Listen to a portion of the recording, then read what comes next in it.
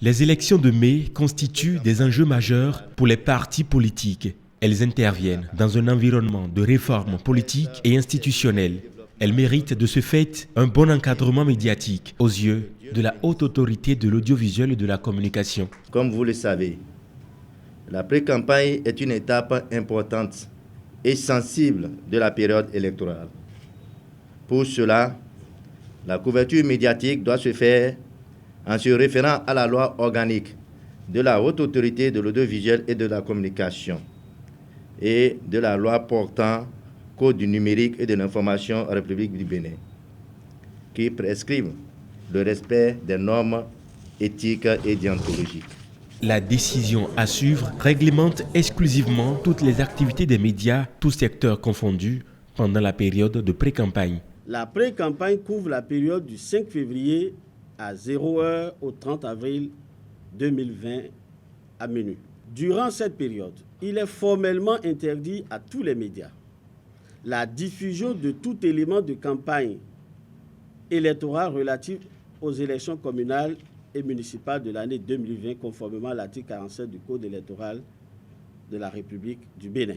Les médias peuvent diffuser tout élément relatif aux élections communales et municipales de l'année 2020, notamment les rencontres d'échange et d'information, les déclarations d'adhésion et les cérémonies d'installation des cellules des partis politiques sur toute l'étendue du territoire national, les communiqués et avis de réunion des partis politiques, des organisations et mouvements politiques ainsi que des candidats. Les médias publics et privés doivent notamment en cette période 1. Privilégier la couverture des activités d'information électorale des institutions de la République et ministères intervenant dans l'organisation des élections communales et municipales. Respecter les principes d'objectivité, d'honnêteté et de véracité dans les genres d'opinion tels que l'éditorial, le commentaire, la chronique, le billet. S'interdit la diffusion d'informations, d'émissions, de propos, de chansons, de jeux, de spots, de communiqués, de proverbes, de caricatures et de récits satiriques qui sont de nature à inciter à la haine, à mettre en péril la cohésion nationale, à s'attaquer ou à tourner en dérision un candidat ou un parti politique.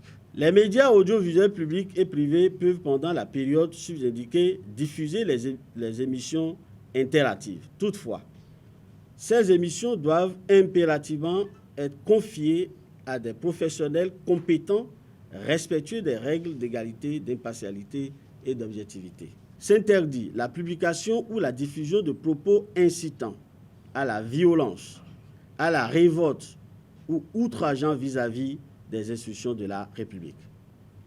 S'interdit en ce qui concerne la revue de presse en quelque langue que ce soit, de prendre en compte les organes de presse écrites n'ayant pas une existence légale.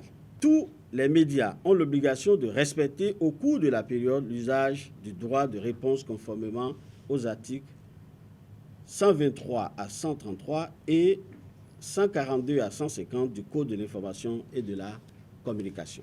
Tous les médias privés doivent en outre veiller à l'observation stricte des obligations résultant de la convention signée avec la haute autorité de l'audiovisuel et de la communication au respect du caractère pluraliste et du principe de l'équilibre en matière d'information. Les médias audiovisuels publics, quant à eux, doivent assurer l'accès équitable des partis politiques, des associations et des citoyens tels que prévus pendant la période sous-indiquée. L'accès aux médias publics est réglementé conformément aux dispositions des articles 108 et 118 du Code de l'information et de la communication. Ainsi, le président de la République, chef de l'État, agissant ès qualité, garde ses prérogatives d'accès aux médias. Les activités des institutions de la République et celles des membres du gouvernement entrant dans le cadre strict de leur attribution continuent de bénéficier de la couverture des médias. De même, les institutions impliquées dans l'organisation et la gestion des élections communales et municipales de l'année 2020 ne sont pas astreintes à une limitation d'accès aux médias publics. Les médias du secteur privé et du service public doivent veiller au respect de la déontologie et de l'éthique. Ils sont tenus de faire preuve d'un grand sens de professionnalisme et de responsabilité dans l'accomplissement de leur mission. Le non-respect des dispositions de cette décision expose les contrevenants aux sanctions prévues par les textes en vigueur en la matière.